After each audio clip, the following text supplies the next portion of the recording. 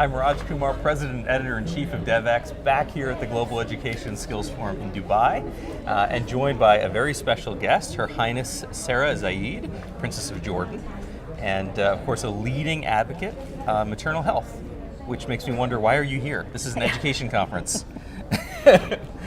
Thank you very much for having me. It's wonderful to see you again, and that Devex is out challenging participants to conferences.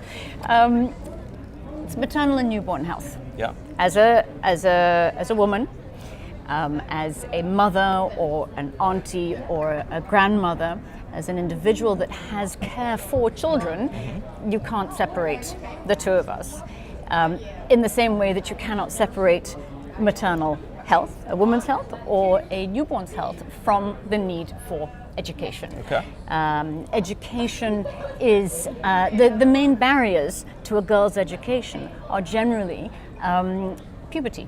That's right. when girls fall out of school. Girls fall out of school because they go through puberty and suddenly their security is at risk. Or because it is felt that they are safer I work in humanitarian settings, that they can be safer if they are either at home or if they're married. They menstruate, and if there are no facilities, then that makes them drop out of school. And so you cannot disconnect Right. health, education, water and sanitation, nutrition.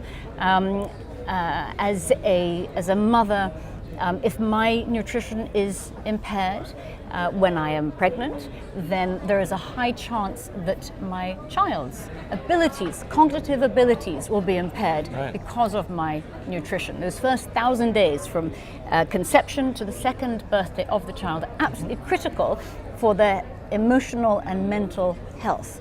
And so again, if we want to have successful learners, if we want to have active markets, if we want to have populations that are able to seize opportunities, to negotiate peace, to reconstruct countries, we have to have healthy mothers. How is that message being received here?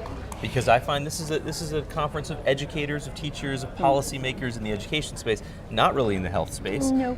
Do you find that people get that? Are those linkages being made? No, I don't think so. And this is one of the greatest problems of the work that we do, is that we are so desperately siloed and spend too much time with our own kind agreeing with each other. Right.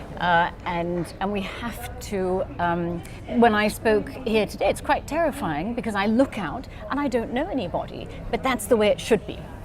We should be challenging ourselves to constantly try and interact with different people that are going to challenge the way that we think and expand the way that we think, so that we can connect all of the dots around the issues that make an individual healthy, that fulfill all of their needs. Let's talk specifically about humanitarian settings. I know that's where you work, you do a lot of advocacy there, and if you think about the region we're in now, so many refugees, very often education is the last thing that gets, there's money for food, maybe for health, for shelter. Education is sort of the afterthought.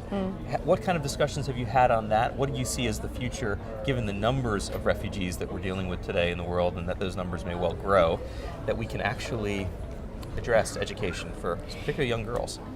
The answer here is a little bit of a funny one, in that you've asked me A, so I can answer B, but in actual fact I'm going to jump straight to X. Okay.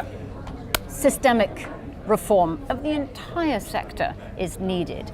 Humanitarian emergencies are funded year by year by year, and that funding is unpredictable. How can you educate, provide adequate nutrients, shelter, well-being, if you do not have long-term, predictable, flexible financing? You're absolutely right, especially education, given that the infrastructure investment that needs to be made, the long-term nature. 100%. You and I in our everyday lives don't expect to go from one day to the other and that our education is complete or our health is, that we have grown and changed and learned and improved in this sort of measurable moment. All of this takes time. and protracted conflict, protracted crises. We're not talking, a couple of years, we're talking 20 years now. ICRC, in their 10 largest countries where they have continuous operations, 37 years. This is not a crisis. Right. It is a crisis, but we're it's a not sustained 37. crisis. You might be 37. I'll take it, but It's no. your entire lifespan. And if that lifespan had been approached year by year, unpredictable financing. First of all, from a financial point of view, what an incredible waste. And for you, what an incredible waste, because there'll be nothing that was focused on all of the elements coming together that you require to be healthy, to be educated, Right. fulfilled, productive, contributing. Since you brought up systemic reform, and since you led and founded Every Woman, Every Child, Everywhere, we're in an interesting moment in the international system. There's a lot of skepticism in some countries, like in the United States, about the international system. We've got new leadership, Antonio Guterres at the UN, but so many other leaders of so many of the other UN agencies. There's UN reform that's being discussed. You spend a lot of time at the UN. What do you want to see happen? How should the international system look to help address exactly what you're talking about, the need for a new way of thinking of financing, of breaking down silos, systemic change? It's a very difficult question. I know. Because it's largely about the member states. Yeah. It's the member states. It is the member states have to be willing to change the way that they do business. Even amongst the best donor countries, their departments are generally divided between humanitarian and development. They very often don't speak to each other. They deal with very different subject areas, people, acronyms, and they might be pursuing the same overall objectives, sometimes even in the same countries, I'm sure, but with completely different actors. And then also the requirements that donors ask. And I understand if you give me $100, you want to know how I spend it, but to know down to every single penny how I'm going to spend this, and that I'm going to spend it, by this amount of time. If you're giving me $100, I hope it's because you trust me, and you trust my judgment, and you know what it is that I'm going to do with it. You need to give me some slack to allow me to get on and do it. Right. And there has to be this wholesale change of letting go a little bit, taking some more risk, particularly if you're going to be working in humanitarian settings, and understanding that nothing happens overnight. So before I let you go, one last question, which is about Every Woman, Every Child, Everywhere. That has now ended. What's next? What are we going to hear next in this space? Is there a new movement Implementation. coming? Okay. The issues, we know.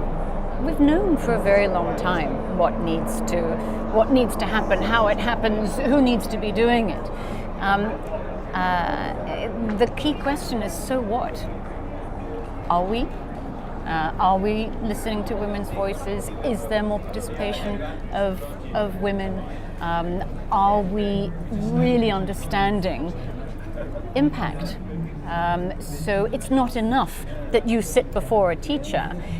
That is not what I should be looking at. I should be looking at the quality of what it is that What's you're the absorbing. outcome? Exactly. And so are we or are we not actually making a difference in the everyday lives of the people that need us the most? Well, I know you will continue to be a very outspoken advocate on all of this, and we will continue to cover it at Devex. So Thank you. Thank you for taking some time to be with us today. Thank you very much.